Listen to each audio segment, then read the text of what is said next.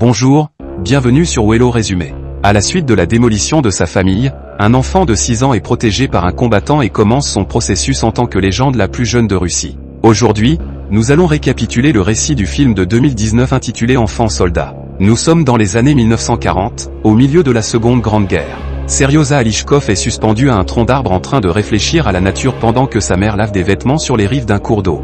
Sa sœur plus expérimentée, Petia, cherche à souper quand un avion surgit de nulle part et commence à leur tirer dessus. La dame demande aux jeunes hommes de s'enfuir, mais Seryoza utilise vaillamment sa puissante fronde pour faire exploser le porte-avions et mettre l'adversaire en déroute.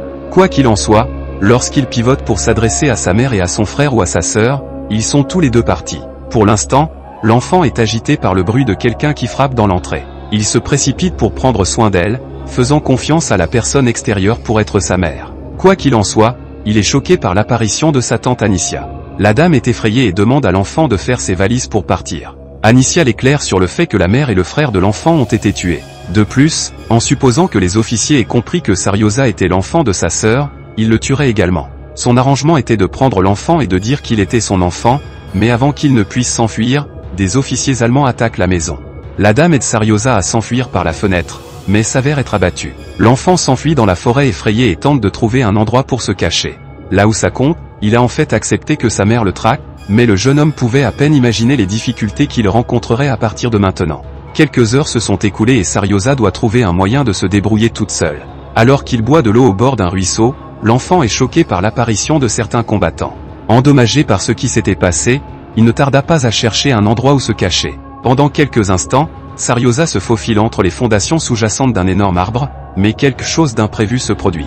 Un serpent apparaît près de lui. Le petit est terrifié à mort, mais toutes choses étant égales par ailleurs, il s'oblige à se taire. Pour lui, aucune appréhension n'est plus importante que celle de faire face à un résultat similaire à celui de ses proches. Pendant ce temps, les combattants allument un feu et font un mouvement pour se reposer. Après avoir mangé, ils éteignent le feu et s'en vont. À ce moment-là, Seryoza trouve enfin comment s'éloigner de ce serpent menaçant. Impatient, l'enfant récupère l'un des bocaux laissés par les hommes, voulant retrouver des morceaux de nourriture. Quelques jours se sont écoulés et l'enfant est impuissant au point qu'il peut à peine marcher. Il découvre quelques petits produits bio sur le chemin, mais bientôt l'endroit est assiégé et Seryoza doit s'échapper. Ce soir-là, il se met à pleuvoir, néanmoins, l'enfant est épuisé et sans solidarité pour sortir à la recherche d'un abri.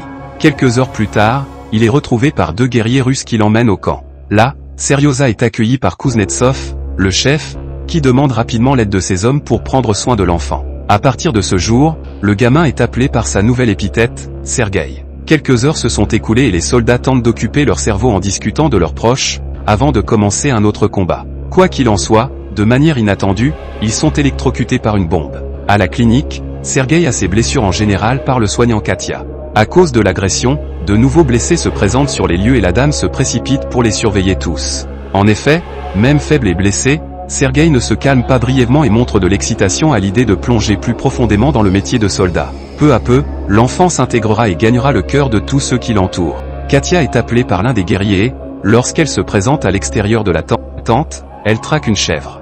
Tout le monde se demande comment la créature s'est retrouvée dans un endroit comme celui-là, mais ils sont heureux parce qu'ils ont pu bientôt boire du lait et manger du cheddar, ce qui est très rare dans la vérité dans laquelle ils vivaient.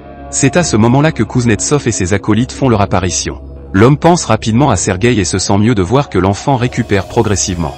Le gamin dit qu'il a reçu une perfusion avec une immense aiguille, ce qui lui a causé une tonne de tourments. Il concède qu'au début, il avait besoin de décoller, mais en raison de sa force mentale, il a choisi de rester. Finalement, Sergueï demande à voir l'arme du policier, après avoir vidé l'arme, l'homme la lui remet. Le petit bonhomme obtient des informations sur la marque sur l'arme et Kuznetsov découvre qu'il s'agit d'une arme exceptionnelle, qui lui a été donnée par Brodostacho. En entendant cela, Sergueï devient beaucoup plus énergique et commence à imiter comme s'il tirait. À ce moment-là, l'homme prend l'arme des mains de l'enfant et la lui rend, car il est encore trop jeune pour avoir une préférence pour quelque chose comme ça. En dépit de la relative multitude d'hypothèses du commandant, Sergueï exhibe le char de combat qu'il avait prévu sur son abdomen. À ce moment-là, il demande s'il possède un avion. Après avoir découvert que l'homme n'a jamais réclamé de porteur, Sergueï choisit d'en dessiner un sur la bande qui enveloppe son bras blessé. Au moment où le commandant quitte la tente, Katia prend son courage à 2 mains pour aller discuter avec lui de l'enfant. Le soignant demande à l'homme de laisser l'enfant rester avec eux, et Kuznetsov refuse rapidement la sollicitation. Il garantit qu'un jeune n'a pas de place là-bas et dit qu'il l'emmènera dans une maison de transition. Par la suite, Quelques officiers vont rendre visite à Sergueï et le jeune homme est impatient d'impliquer l'optique de manière intéressante. Alors qu'ils s'en vont, Rezo arrive et l'enfant se précipite dans ses bras. L'homme tend une friandise à l'enfant. Comme le reste du camp, Rezo est un point fort pour construire avec lui. Au cours de la soirée, Katia discute avec son assistant médical et lui dit qu'elle ne peut plus se reposer au motif que, depuis que Sergueï est arrivé, elle ne peut pas arrêter de penser à lui. La dame garantit qu'à la seconde où elle l'a vu de manière intéressante, quelque chose en elle a changé, semblable à une nature maternelle. C'est ce que Katia découvre, malgré le fait qu'elle ne croit pas que le gamin devrait être dans le conflit, mais dans un climat protégé. Sa plus grande appréhension est que le commandant l'envoie ailleurs à la lumière du fait qu'elle ne penserait à aucun moment qu'il est dans le futur. Le lendemain matin, Igor va converser avec Kuznetsov. L'officier tente de le persuader de laisser l'enfant au camp, car les combattants lui sont annexés. Tout bien considéré, lorsqu'ils jetèrent un coup d'œil à Sergueï, ils sentirent leur cœur se réchauffer, car c'était pour l'avenir des jeunes que ces hommes se battaient. Encore une fois, en tout cas, le commandant exprime qu'il y a une mauvaise situation pour les jeunes dans ce camp de guerre. Kuznetsov concède qu'il est également lié à l'enfant, mais il s'attendait à faire un vaillant effort pour lui. Finalement, l'administrateur dit qu'il a corrigé les papiers de manière proactive pour la maison de transition, de sorte que ces hommes devraient commencer à découvrir qu'il n'y a plus le jeune homme dans les parages. Quelques heures plus tard, lors d'un assaut, Kuznetsov ordonne à ses combattants de bombarder l'ennemi pendant qu'il se rend dans la zone de guerre pour aider Katia, qui était en train de sauver un homme blessé. Au moment où le combat touche à sa fin, il retourne au camp et le chef de l'abri est là pour emmener Sergueï. L'homme se tient dans le véhicule pendant qu'ils font leurs adieux à l'enfant, mais Katia est très malheureuse et choisit de partir sans faire ses adieux. Kuznetsov demande à Sergueï de s'asseoir près de lui et tente de lui expliquer ce qui va se passer à partir de ce moment-là. Néanmoins, avant qu'il ne puisse dire quoi que ce soit, l'enfant se met à pleurer et l'embrasse. Il dit qu'il attendait le commandant et qu'il craignait de ne pas avoir la possibilité de le revoir une fois de plus. À ce moment-là, l'homme lui donne une arme taillée dans du bois et lui demande si l'enfant pourrait vouloir être son enfant. Les deux hommes s'étreignent et Kuznetsov déchire les archives de l'abri qu'il avait marquées de manière proactive. À l'heure actuelle, le test suivant consiste à trouver des vêtements qui conviennent à Sergueï. Le nouveau membre de l'armée avait besoin d'un uniforme de sa taille, alors Igor met de côté quelques vieilles pièces pour le drapier afin de fabriquer de nouveaux vêtements pour le garçon. Peu de temps après, Katia apparaît avec les plus petites bottes qu'elle pouvait trouver. Après quelques ajustements de la part du cordonnier, il serait parfait pour Sergueï. Le lendemain matin, Kuznetsov se rend dans la chambre du garçon pour le réveiller. L'homme dit que comme un vrai soldat, il devrait s'habiller en 45 secondes. Puis il lui tend son nouvel uniforme. Le garçon est extrêmement heureux et court pour se préparer, mais demande d'abord pourquoi il a un autocollant collé sur le visage de Kuznetsov, son nouveau père, et l'homme prétend que, en raison d'un oubli, il s'est coupé en se rasant. Pour compter les 45 secondes, le commandant allume une allumette et dit que Sergueï doit être prêt avant que le bois ne brûle complètement. Quelques allumettes plus tard, ils sortent de la tente et Sergueï est impatient de montrer son nouvel uniforme à ses coéquipiers. À ce moment-là, une attaque surprise se produit et le commandant court pour protéger son fils. Il ordonne à l'un de ses hommes d'emmener l'enfant à l'abri pendant que tout le monde se met à l'abri dans les tranchées. Pendant le bombardement, des soldats sont blessés et le garçon se rend à l'infirmerie pour aider à les soigner. Il leur offre de l'eau et est prêt à les aider avec tout ce dont ils ont besoin. L'un des hommes qui avait les yeux bandés demande à Sergueï de lui lire la lettre envoyée par sa famille. Cependant, le garçon ne savait toujours pas lire et commence à inventer de bonnes nouvelles à donner aux pauvres soldats. Les bombes n'arrêtaient pas de tomber à l'extérieur, alors pour calmer ses camarades, Sergueï propose de chanter pour eux. Tout le monde est ému, après tout, c'était un moment de grande tension et, malgré cela, un enfant a pu donner du soulagement et même de l'espoir dans le cœur de ces hommes malades. Après ces heures sombres, Sergueï fait une sieste sur les genoux de Katia. Son père, le commandant, arrive peu de temps après et s'assoit à côté de la femme. Kuznetsov prétend qu'il doit lui dire quelque chose, mais Sergueï se réveille et gâche tout le stratagème. Alors que le camp est en train d'être reconstruit, deux soldats aperçoivent Sergueï en train de se raser et décident de se moquer de lui, lui demandant s'il se prépare pour un rendez-vous. Cependant, le garçon prétend être un soldat et, selon lui, les soldats ne vont pas à des rendez-vous. Plus tard, il se présente au commandant pour savoir quelle sera sa tâche de la journée. Kuznetsov se demande pourquoi il y avait un bandage sur le visage du garçon, et Sergueï affirme qu'à la suite d'un oubli, il s'est coupé en se rasant. Après avoir entendu cela, il demande à son fils d'aller chercher les lettres dans le camion qui était sur le point d'arriver et de les distribuer aux soldats. Les hommes commencent à danser de bonheur lorsqu'ils reçoivent les lettres de leurs proches, ce qui fait que le garçon commence à aimer encore plus son travail. À la fin de la tâche, Sergueï décide d'utiliser sa tenue de camouflage pour se faufiler dans le camp. Alors qu'il regarde à travers ses jumelles, le garçon repère une paire de bottes qui essaie de se glisser dans une cachette. Immédiatement, Il court vers le camp et appelle quelques-uns de ses compagnons pour aller chercher l'intrus qui se cachait dans la botte de foin. Andrei et ses hommes s'y rendent pour vérifier ce qui se passe et finissent par rencontrer 2 soldats de l'armée ennemie. Après avoir échangé quelques coups de feu, ils parviennent à capturer ces hommes et Sergueï retourne au camp. Pendant ce temps, le commandant Kuznetsov apprend par l'un de ses hommes que son fils a aidé à capturer 2 espions. L'homme est surpris et est fier de la bravoure et de la modestie du garçon. Puis Sergueï apparaît dans sa chambre et l'homme lui annonce une bonne nouvelle. Kuznetsov avait reçu l'autorisation d'adopter le garçon, et à partir de ce jour, il serait officiellement une famille. Sergueï est fou de joie et appelle son père pour qu'il aille annoncer la nouvelle à Katia. Le garçon dit qu'il a vu la femme pleurer une fois, lorsque Kuznetsov a été blessé au combat. Le commandant est déconcerté d'entendre cela, mais décide tout de même d'accompagner Sergueï. Pendant ce temps, Katia est en train de se laver sur les rives de la rivière lorsqu'un soldat se faufile et prend son manteau. Puis l'homme l'interpelle et lui tend un bouquet de fleurs qu'il accueillit lui-même.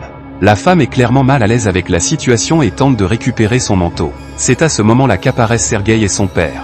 Kuznetsov s'aperçoit rapidement de la situation et tire le garçon en arrière. Le commandant essaie de se déguiser tout en regardant attentivement. Cependant, Sergueï parvient à se libérer de ses bras et court vers Katia. Puis il appelle son père, mais l'homme, gêné, est déjà parti. Quelques jours plus tard, au cours d'une autre bataille, le garçon traverse les tranchées à la recherche d'Igor. Après avoir reçu les munitions, le soldat demande au garçon d'aller à l'abri souterrain.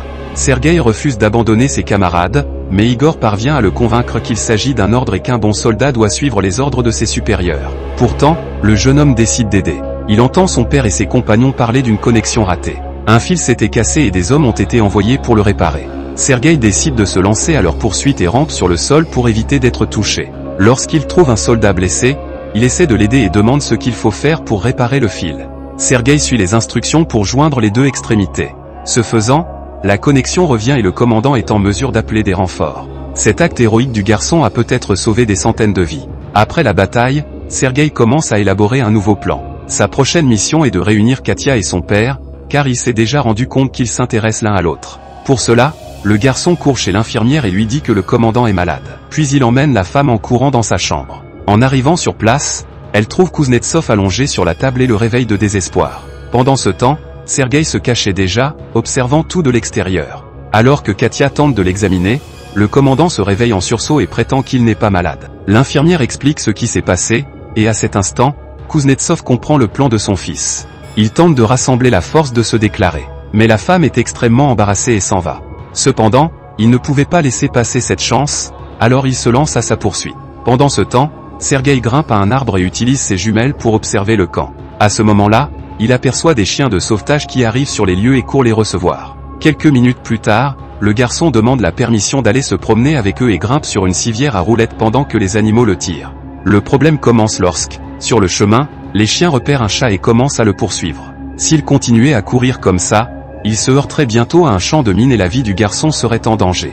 Réalisant cela, Rezo monte sur une moto et se précipite pour arrêter les chiens avant qu'il ne soit trop tard. Voyant que Sergueï n'a pas été blessé dans cette situation, le soldat est extrêmement soulagé. Dans la forêt, Kuznetsov n'arrêtait pas d'essayer de parler à Katia, mais quand il parvient enfin à la joindre, il ne trouve pas les mots justes pour exprimer exactement ce qu'il veut dire. Il décide donc de mettre Sergueï dans l'histoire et prétend que le garçon aime beaucoup la femme. Il demande alors à Katia si elle aimerait devenir la mère du garçon. Cependant, avant que l'infirmière ne puisse répondre, un soldat apparaît et remet une lettre au commandant. Il y avait là un message du haut commandement. Le lendemain, l'armée se prépare à partir. Quelques heures plus tard, il s'arrête pour se reposer chez des paysans. Après avoir mangé, il découvre qu'une bombe allemande est tombée sur cette maison et qu'elle est toujours là. Le projectile a traversé le plafond, a percé le sol, mais heureusement il n'a pas explosé. Les soldats décident alors de les aider à se débarrasser de cette chose, avant qu'aucun dommage ne soit fait. Plus tard, ils continuent leur marche et Sergueï fait de l'autostop avec Rezo et son père. Soudain, le véhicule dans lequel il se trouvait explose et le bataillon découvre qu'il s'est retrouvé dans un champ de mine. Sergueï et tous ceux qui l'entourent sont déconcertés par le bruit.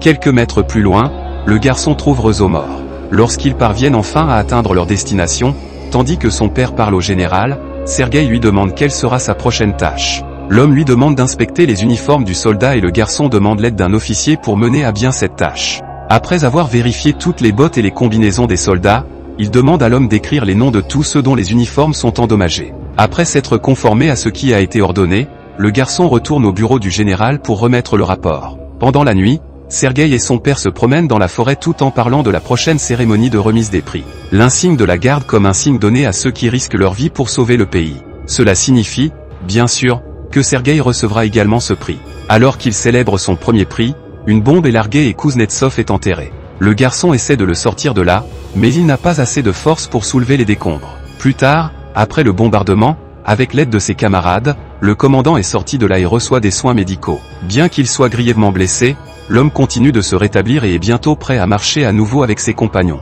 L'année suivante, en 1943, Sergueï a été décoré en tant que plus jeune soldat de la Seconde Guerre mondiale, recevant enfin une médaille d'honneur. Alors, qu'avez-vous pensé de ce film? Laissez-le dans les commentaires ci-dessous.